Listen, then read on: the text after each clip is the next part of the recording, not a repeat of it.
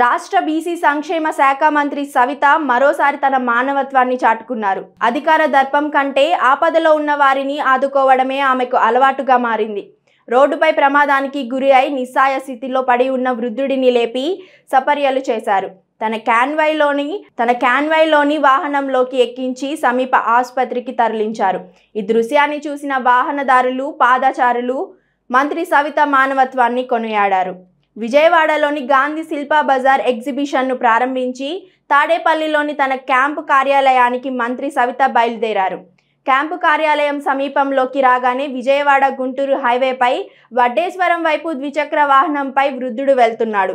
తీవ్ర అనారోగ్యంతో వృద్ధుడు వెళ్తున్న వాహనంపై నుంచి రోడ్డుపై పడిపోయి అపస్మార స్థితిలో వెళ్ళిపోయాడు.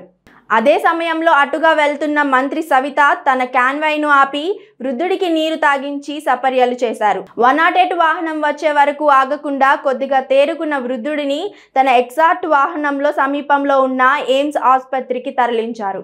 గతంలోని ఇదే రహదారిపై జరిగిన రోడ్డు ప్రమాదంలోనూ మంత్రి సవిత స్పందించిన తీరును ప్రజలు గుర్తు చేస్తూ ప్రశంసలు కురిపిస్తున్నారు.